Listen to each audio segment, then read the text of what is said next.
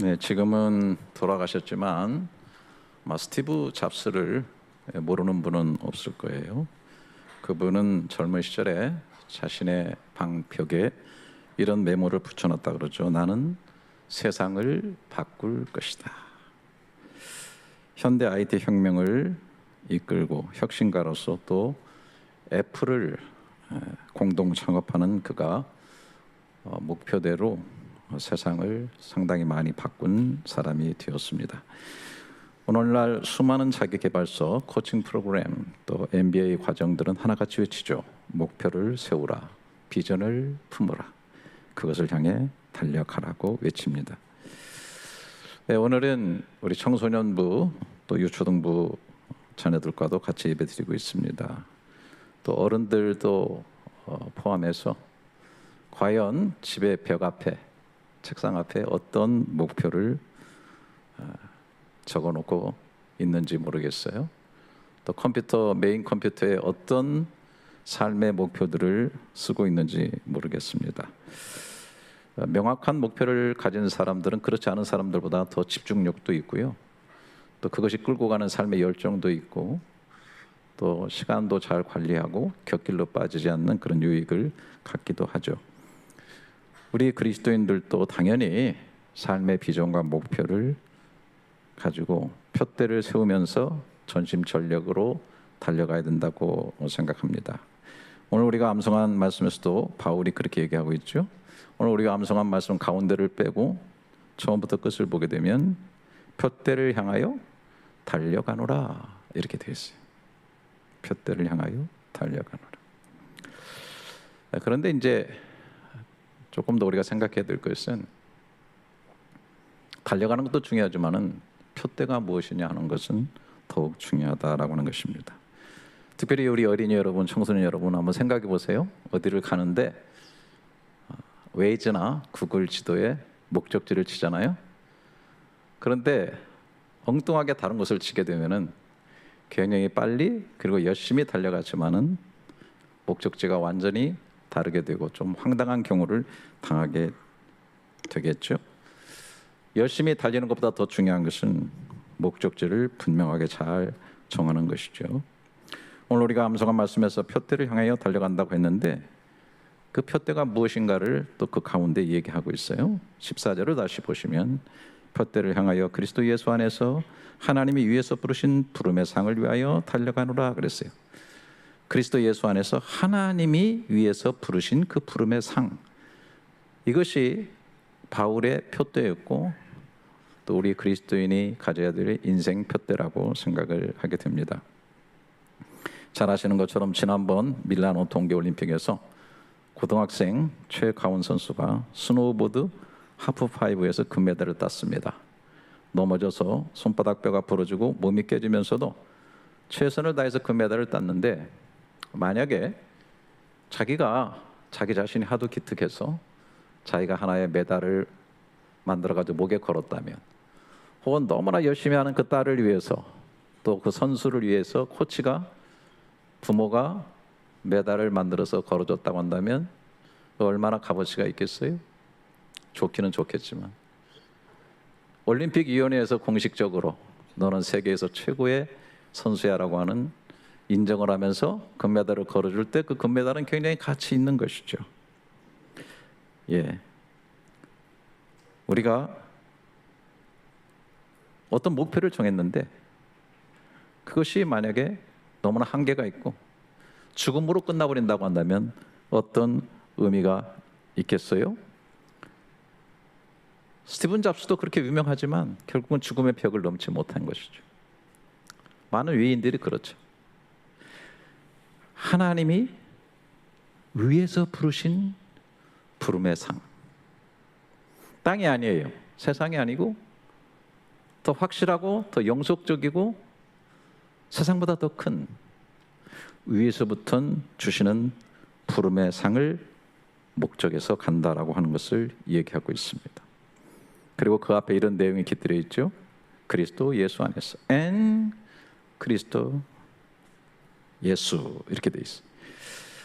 그리스도 안에서 하나님이 위에서 부르신 부름의 상을 위하여 달려간다라고 하는 거예요. 여러분, 바울이 달려가는데 그리스도 안에서 위에서 부르심을 향하여 달려간다. 원래 바울은 그리스도 안에서 달려간 사람이 아니에요. 그리스도를 배척하고 그리스도를, 예수를 따라가는 사람들을 죽이려는 목표를 가지고 달려갔던 사람. 여기 이제 부름의 상을 위해 달려간다 할 때 이 달려간다는 말이 헬라어로 디오코예요. 디오코. 이건 원래 사냥감을 추격한다, 맹렬히 뒤쫓아간다, 그런 뜻이에요. 근데 여러분, 그 앞에 디오코라는 단어를 바울이 또 썼어요. 빌립보서 그 3장의 앞에 6절을 보게 되면 열심으로는 교회를 박해하고 그랬어요. 이 박해한다는 말이 똑같이 디오코를 썼어요. 그러니까 예수 믿는 사람들을 짐승처럼 사냥하기 위해서 맹렬하게 추격했다, 그런 뜻이에요. 디오코. 우리말에는 다메섹까지 기어코 쫓아가서, 무슨 얘기인데 웃질 않는 이 백성들이 기어코 가서 디오코 쫓아가가지고 잡으려고 갔다는 거예요. 그런데 12절 하반절에 이런 재밌는 얘기를 합니다. 오직 내가 그리스도 예수께 잡힌 바 된 그것을 잡으려고. 그리스도 예수께 잡힌 바 되었다? 그 예수 믿는 사람들을 잡으려고 갔는데 오히려 예수께 잡혔다라고 얘기하겠어요. 카타 람바노라고 하는 헬라어가 있는데, 람바노가 원래 취하다, 잡다 그런 뜻이고, 카타는 뭔가 강렬하게, 강하게 잡다.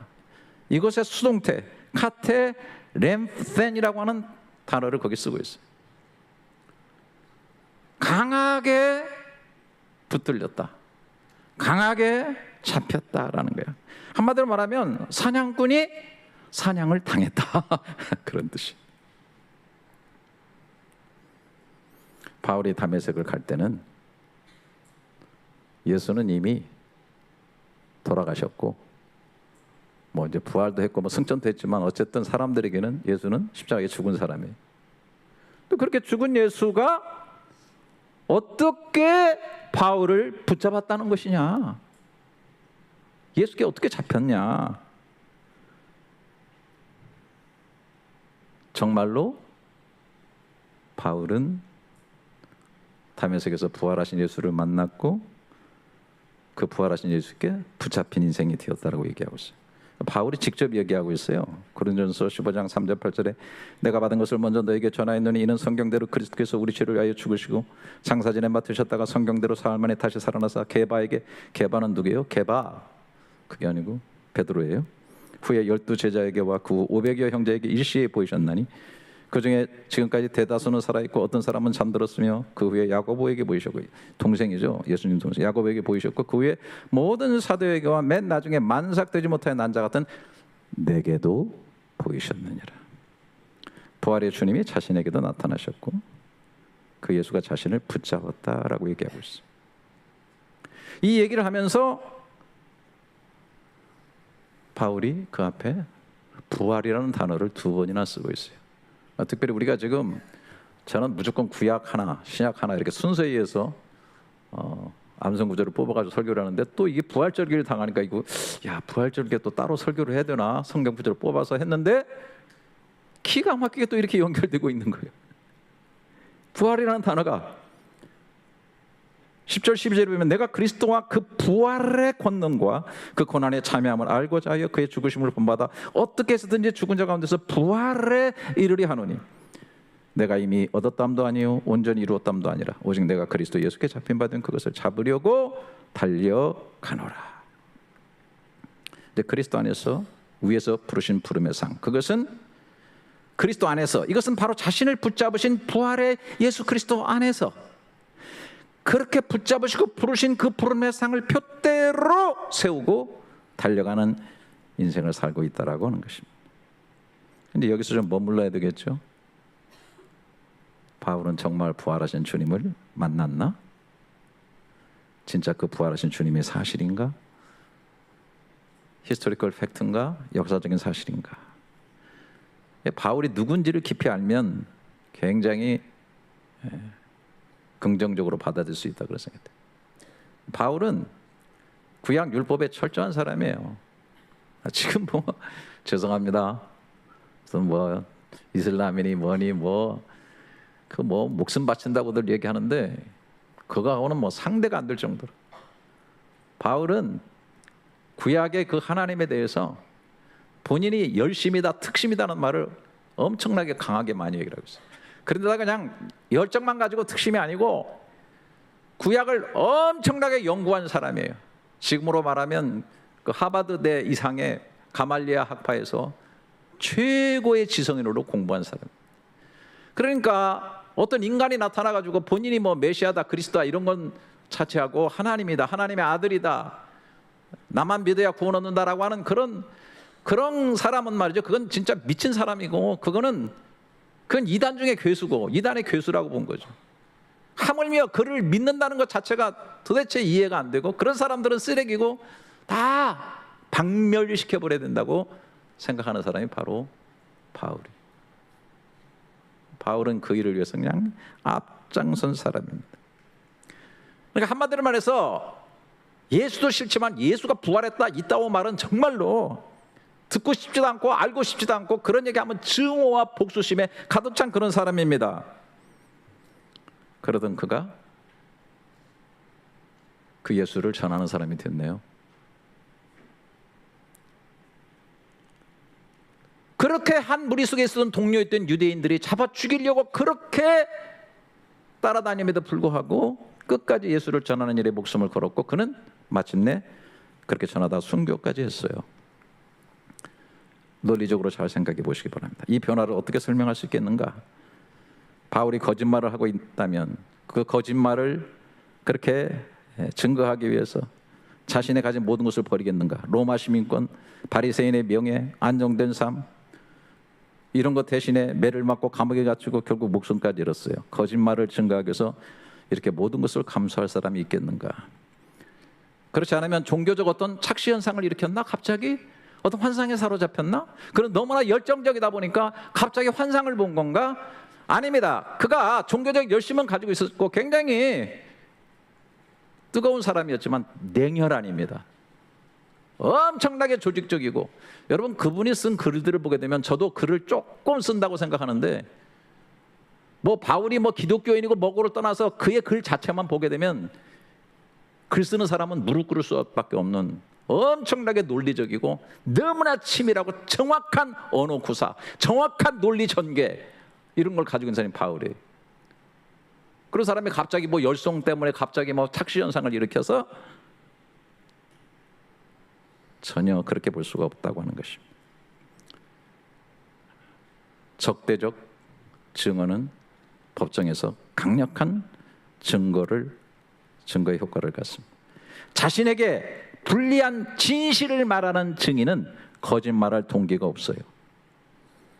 바울은 부활을 증언함으로써 얻은 것이 아무것도 없고 잃고 또 잃은 것이 전부였다고 하는 사실입니다. 그의 말 속에는 진실밖에 없어요. 여러분이 잘 아시는 것처럼 부활하신 예수를 본 사람들은 다 부활을 증거하다 순교를 당했죠. 한 가지 거짓말을 위해서 그것도 거짓말을 끔찍하게 싫어한다고 하는 그 수천 명의 사람들이 한꺼번에 그 거짓말을 위해서 목숨을 걸고 그것을 증언하겠는가? 아니죠. 예루살렘에는 무덤이 생겼어요. 예수라는 사람의 무덤이었어요. 그 무덤이 있는 곳에 예수가 죽었다고 하고 무덤에 들어갔다고 하는 지 50일 만에 그의 수제자라고 하고 예수를 부인하고 도망갔던 어떤 사람이 일어나서 너희가 십자가에 못 박혀 죽인 예수가 살아났다라고 증언하는 그 증언을 듣고 수천 명의 사람들이 회개하고 예수를 영접했답니다. 예수 죽었다고 하는 지 50일 만에 6월절에 죽었는데 오순절 50일 만에 예루살렘 교회가 수천 명이 되는 교회가 생겼어요. 여러분 그때는 오순절기이기 때문에 유대인들이 각처에서 모여서 예배를 드리려고 제사를 드리려고 예루살렘에 온 때였어요. 로마 군인들이 눈발을 치켜뜨면서 밀란이 일어날까 봐 사람들이 많이 모이는 곳에는 식민지로 삼고 있는 유대인들이 다 군인들이 거기에 진을 치고 있는데 그 유대 군인들이, 로마 군인들이 십자가에 못 박혀 죽인 그 예수, 50일 전에 죽인 그 예수가 부활했다고 그 수많은 군중 앞에서 로마 군인들이 지키고 있는 거기에서 외쳤을 때 사람들이 엎드러지고 예수를 믿고 교회가 생겼어요. 바로 그런 거짓말을 할까 봐 병정들을 풀어가지고 그 무덤을 지켰던 로마의 군인들이 로마의 광장에, 아니 저 예루살렘의 광장에 예수의 시체를 던졌다면 오늘날 기독교가 있겠어요? 기독교가 있을 리가 없죠. 빈 무덤이었기 때문에 그들은 예수의 시체를 그 광장에 던질 수가 없었다고 하는 것입니다. 리 스트로벨이라고 하는 사람인데 시카고 트리뷴 탐사보도 기자였어요. 무신론자였죠. 아내가 기독교로 개종했어요. 미친 사람이에요.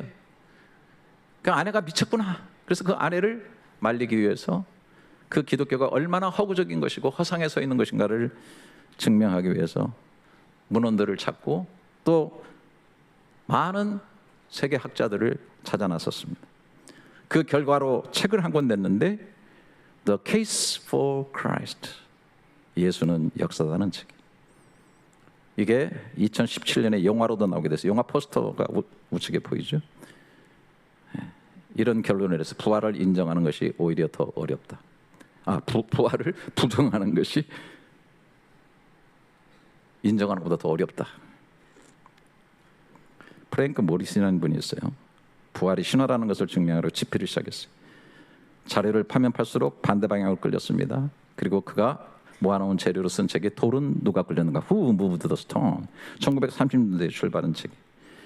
1장 제목이 이렇습니다. 이 책은 원래 쓰려던 책이 아니다. 믿으려고 쓴 책이 아니라 믿지 않으려고 하는 사람이 쓴 책의 기록인 것입니다. 하버드 로스쿨의 법학자 사이먼 그린리프는 이렇게 말했습니다. 부활의 증거는 어느 법정에서도 합리적인 의심을 넘어서는 증거로 채택될 수 있다라. 바울이 무덤 뒤, 즉 죽음 너머의 인생의 표대를 꽂은 이유, 즉 죽음 너머에 우리를 위해서 주시는 부름의 상을 표대로 삼은 것은 바로 이렇게 부활하신 그리스도께 붙잡힌 인생이었기 때문인 줄 믿습니다. 이 부활절의 아멘이 너무 뜨뜻미지근하다. 그렇게 믿을 줄로 믿습니다. 할렐루야. 그렇다면 바울이 표대로 삼은 그 위에서 부르신 부름의 상은 무엇일까? 우리가 암송한 이 우알에 보면 다 나와요. 본문에 있어요. 20절, 21절에 그러나 우리의 시민권은 하늘에 있는지라 거기로부터 구원하는 자 곧 우리 주 예수를 기다리려니. 구원하시는 예수 그리스도가 기다리고 있기 때문에 우리 구원이 이루어진다는 거예요. 나는 구원 열차 올라. 오늘 우리 청소년부가 신나게 찬양을 했어요. 나는 달려간다고 막 그랬어요. 구원 열차 안에서 달려간대. 이게 오늘 본문하고 얼마나 일치하는지. 청소년부 고마워요. 하여튼 참 뭐가 궁짝이 이렇게 잘 맞아. 그러니까 우리가 예수 믿고 죽어서 구원받는 게 아니에요. 늘 말씀드리지만 구원 열차로 이미 올라탄 거예요. 이미 열차를 바꿔 탄 거예요. 할렐루야. 우리는 천국을 죽어서 가는 게 아니라 이미 천국의 시간 속에 살아가고 영원이라는 시간 속에 이미 바꿔 타고 있다는 것을 알아야 되는 것입니다. 자, 21절에 그는 만물을 자기에게 복종하게 하실 수 있는 자의 역사로 우리의 낮은 몸을 자기의 영광의 몸의 형체와 같이 변하게 하시죠. 너무 좋은 말씀.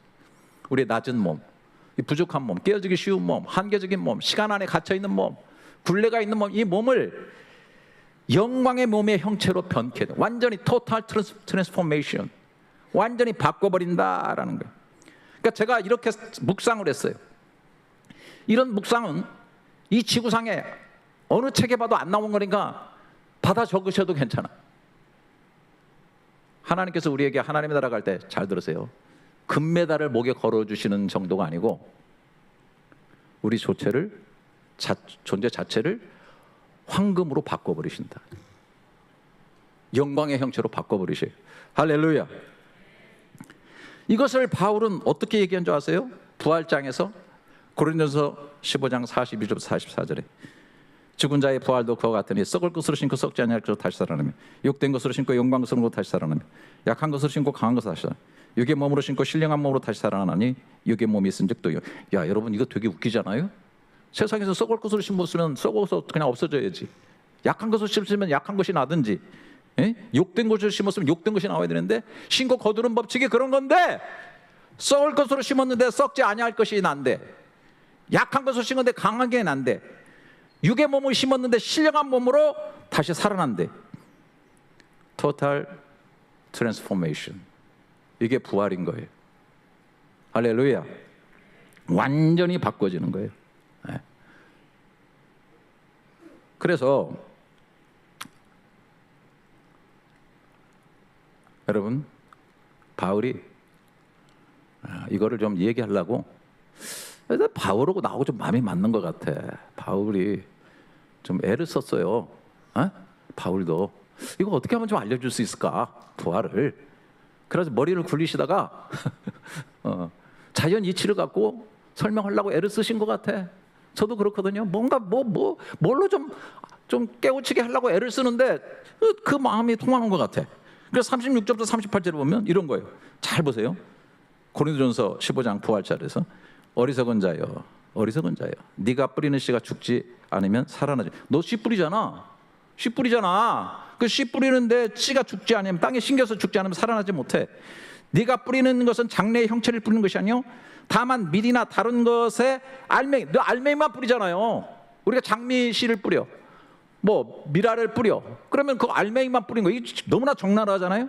그런데 하나님이 그 뜻대로 그에게 형체를 주시되 그 종자에게 그 형체를 주시느니라. 그냥 씨앗을 심었어요. 그랬더니 땅에 묻혔어. 안 보여. 그랬더니 이것이 순이 나고 싹이 나가지고 장미꽃이 나왔네. 장미라고 하는 형체를 씨앗 아래 주신 지가 누구냐? 하나님이시라는 거예요. 사과 씨앗을 심었더니 나무가 돼가지고 사과가 나왔어. 우리는 씨앗만 보여야지, 씨앗만 심었어요. 그런데 사과가 맺혔어. 천하 아래 인간 다 똑같습니다. 별거 있어요? 다 썩어지고 뭐 때가 되면 죽고 늙어지고, 뭐 앞에서 이렇게 가운 입고 외치는 천하. 오늘 어쩔 수 없이 가운 입었네. 내가 세례를 해서 별로 나 가운 잘 안 입으려고 그러는데 아내가 입으래. 그럼 입어야 돼. 그런데 무슨 똑같은 인간, 무슨 툭 치면 쓰러져 버리고 뭐 똑같대잖아요. 늙으면 쭈글거리고. 그런데 달라요. 형체가 있어 안에. 예수 믿는 사람은 하나님의 형체가 있어요. 할렐루야. 죽어요. 똑같이 죽어. 근데 누구는 장미가 되고 누구는 나무가 되고 신비하죠. 네? 이게 부활이라는 거예요. 그래서 그 바울이 한 얘기를 어린이 오늘 왔죠. 과학책 한번 보세요. 이거 보세요. 그림 보세요. 이거. 예? 자, 스테이지 1에서 시드가 심어졌지만 이게 거미네이션이 되는 거예요. 발화를 하고, 그래서 잎이 생기고, flowers, 꽃이 피고, 그 다음에 appearance of fruits, 열매가. 자, 요한일서 3장 2절에 사랑하는 자들아, 우리가 지금은 하나님의 자녀. 지금 우리 하나님의 자녀죠. 믿습니까? 장래에 어떻게 될지 아직 나타나지 않았어. 다 하나님의 자녀라고 해도 여러분 밖에 나가면 하나님의 자녀인지 무슨 인간인지 다 똑같아. 다 똑같아. 뭐 별거 있어요? 다 힘들어. 그런데 장래에 어떻게 될지 아직 나타나지 않았으나 그가 나타나 시가 될 때는 우리가 그와 같을 줄을 아는 것은 그의 참모습을 그대로 보시기 때문이니. 할렐루야. 우리가 그와 같이 하나님 형체의 모습으로, 영광스러운 모습으로 바뀐다는 거예요. 여러분, 이게 부르심의 상이에요. 소망이야. 네? 저도요, 그냥 어렸을 때 나 진짜 이게 중학교 1학년 키야. 이게 너무 우량아로 잘 자라가지고 제가 여학생들이 저를 엄청 따라다니고, 막 중학교 1학년 키가 안 자라니까 얼마나 좌절되는지. 그러니까 막 이제 고등학교쯤 되고 막 하니까 막 키가 안 자라니까 좌절이 돼가지고 큰일 났다, 장가도 못 가겠다들. 그런데 또 키 작은 남자는 키 작은 여자를 만나더라고. 그래서 결혼했어 제가. 근데 또 거울을 보면 날마다 또 실망하는 거예요. 애들 또 아빠 닮았다면 싫어하고 막 다양하게 못생겼어요. 아니 그런데 제가 이렇게 하다가 하나님의 나라에 가가지고 이 모양 요꼬르지로 하면은 그게 내가 만족이 되겠어요? 예? 더더욱 죄송합니다. 뭐 몸에 장애가 있다든지 그러면 아니 그대로 가서 하늘나라 가서 그렇게 된다면 되겠어요? 에? 하나님의 나라는 total transformation. 할렐루야. 영광의 형체로 바뀌어. 그래서 제가 이왕에 한 거니까 바울이 그렇게 했으니까 나도 좀 해야지. 시간은 가더라도. 애벌레 있잖아요. 애벌레가 고치가 돼요. 과학자들이 연구하니까 고치 안에서 거의 녹아서 액체가 된다는 거예요. 그래서 나비로 제조가 돼서 날아가는 거예요. 기어가던 것이 날아다니는 나비가 되는 거예요. 이거 여기에 스테이지 1부터 시작해가지고 알이 스테이지 2 애벌레로 됐다가 스테이지 3에 고치가 돼가지고 스테이지 4에 결국은 나비가 돼서 나가는 거예요. 이거잖아요. 이제 바울은 여기까지 설명 안 했으니까 저는 이제 여기까지 하는 거예요. 근데 한 가지 더 할 거예요. 나는 귀엽고. 뭐 할 거예요? 달걀이 병아리 되는 거. 이런 과정을 겪어가지고 알이 암탉이 품으면 병아리 돼서 완전히 나타나는 거예요. 할렐루야. 그래가지고 여러분 오늘 저 계란 받았어요? 저 주일학교만 주나? 삶은 계란. 왜 계란 주는 줄 아세요? 부활절에? 그 달걀 껍데기 깨치고 병아리 생명이 나오는 것처럼 우리 주님이 무덤 깨치고 나오신 거예요. 할렐루야. 우리도 완전히 육신 깨치고 아프라사스적인 그런 완전히 그 알을 깨고 나오는 인생이 되는 거예요. 그게 부활인 거예요. 우리가 알이라는 것에 갇혀 있는 인생이 아니에요. 세상 살 때는 그래요. 그렇지만 완전히 다르다는 거예요. 그런데 우리의 부활은 자연 법칙보다 더한 거죠. 완전한 영광, 완전한 변화, 이런 걸 가지게 되는 거예요. 그런데 다 그렇게 되는 게 아니라는 거 다시 말씀드려요. 자, 여러분, 애벌레가 죽었어. 고치에 들어가도 그건 죽어요. 장미꽃씨를 삶았어. 생명이 죽었어. 아무리 심어도 안 나와요. 달걀을 삶은 계란은 안 돼요. 생명체가 있어야 되는, 거기에 그 형체가 들어가야 되는 거예요. 하나님이 주신 형체가, 생명의 형체가. 세상 사람들이 다 살아있어 다닌 것 같아도 그 안에 생명체가 있느냐, 그거를 성경은 정확하게 얘기해요. 우리 뭐 어린이들 깨닫든지 못 듣든지 나는 이 연사 내 목숨을 걸고 막 피가 터지게 외치는 거예요. 청소년부 오랜만에 잘 만났다. 여러분 귀를 열어서 들으세요. 이해가 되든 안 되든. 로마서 8장 11절에 예수를 죽은 자 가운데 살리신 이의 영이, 예수님도 부활할 때 성령이 그 안에 계시죠. 너 안에 거하시면, 그리스도 예수를 죽은 자 가운데 살리시니까 너희 안에 거하시는 그의 영으로 말미암아 너희 죽을 몸도 살리시리라. 할렐루야. 예수 믿는 사람한테는 성령이 계시대잖아요. 예수님을 영접해서 예수님이 안에 계시니까 생명의 종자가 있는 거예요. 형체가 있는 거예요. 뭐 이런 원리들을 여러분 좀 깊이 한번 묵상해 보세요. 부활 무슨 뚱그름 잡는 것처럼 생각하고 뭐 엉뚱깽뚱한 신앙생활하고 그렇게 하지 마시고, 성경에 얼마나 기가 막힌 내용들이 이렇게 깊이 있게 들어가고 자연과학적으로 들어오고 있는지. 달려가노라. 따라서 해보세요. 달려가노라. 무덤 너머에 꽂혀있는 표대를 보는 사람은 달려가요. 희미구리하게 안 살아요. 그 무슨 뭘 모은다, 뭐 갖는다, 이거 조금 목표대 안 되면은 부둥켜 안고 쓰러지고 엎어져가지고 좌절하고 인생 끝났다고 목숨 끊고. 제가 그런 아픔을 제가 비난하자는 것은 아니고요. 그 아픔의 깊이는 있어요. 제가 아는데 그래도 피투성이가 돼도 표대 세우고 갈 수 있는 것이, 밟히고 쓰러지고 진 이겨져도 기어서라도 갈 수 있는 것이 무덤 건너편에 부활의 표대가, 부름의 상의 표대가 우리에게 있기 때문인 것을 환한 눈으로 바라보시기를 주님의 이름으로 축원합니다. 그래서 열정을 품고 가는 거예요. 예수 믿는 사람은 은퇴도 없고요, 그냥 갈수록 더 생생한 거예요. 눈에 비치는. 제가 간증하겠어요. 여러분, 제가 80대 돼가지고 혹시 제가 살아있거든 저를 만나시기 바랍니다. 제 눈빛이 살아있나, 얼굴이 살아있나, 열정이 살아있나 보시기 바랍니다. 왜? 주님 가까울수록 이거밖에 없어요. 무덤 건너편에 세워놓은 인생의 표대, 나는 달려갈 것입니다. 여러분 같이 달려가십시다. 할렐루야. 살아계신 하나님, 오늘 말씀을 통해 깨달았습니다. 우리가 주님을 선택한 것이 아니라 주님 먼저 우리를 선택하셨습니다. 우리가 주님을 붙잡은 것이 아니라 주님이 먼저 우리를 붙잡으셨습니다. 그 은혜가 너무 크고 감사합니다. 주님, 우리의 푯대를 바로잡아 주십시오. 우리의 사람의 인정, 이 땅에서 끝나는 목표가 아니라 주님이 위해서 부르시는 그 부름의 상을 우리 인생의 푯대로 삼게 하여 주옵소서. 부활하신 주님, 오늘 유아 세례를 받은 아이들, 입교한 이들, 그리고 세례받은 이들을 기억하여 주시옵소서. 오늘의 고백이 평생의 고백이 되게 하시고 오늘의 결단이 영원까지 이어지게 하옵소서. 나는 오직 생명과 부활의 주님께 붙잡혔습니다. 이 한마디가 모든 두려움과 유혹 앞에서도 흔들리지 않는 최고의 힘이 되게 하여 주옵소서. 아직 주님께 붙잡히지 못한 이들이 있다면 오늘 이 자리에서 그 손을 내밀어 주십시오.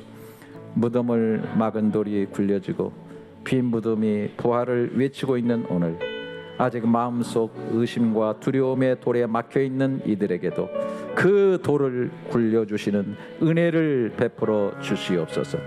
고린도전서 15장의 말씀처럼 썩을 것이 썩지 아니할 것으로, 욕된 것이 영광스러운 것으로, 약한 것이 강한 것으로 다시 살아나는 그날을 소망하며 오늘도 내일도 푯대를 향하여 달려가겠습니다. 우리를 붙잡고 가시는 예수 그리스도의 존귀하신 이름으로 기도드립니다. 아멘. 이제는 우리 위해 죽고 부활하시고 승천하시고 반드시 다시 오시는 우리 주 예수 그리스도의 은혜와 죽음을 이 땅에서 죽이는 가장 유일한 힘, 부활의 하나님 아버지의 그 사랑하심과 그 은혜와 사랑 강물처럼 부어주시고 이제는 죽음 너머의 인생의 푯대 꽂고 그 부름의 상을 위해서 힘차게 달려가게 하시는 성령 하나님의 감동 감화하심이 오늘 예배에 참여한 사랑하는 교우들, 기도받고 사는 자녀들, 오늘 유아 세례자, 입교자, 그리고 세례를 받은 모든 이들, 방문하신 귀한 발걸음, 그리고 등록한 귀한 영혼들에게까지 영원토록 함께 있을지어다. 아멘.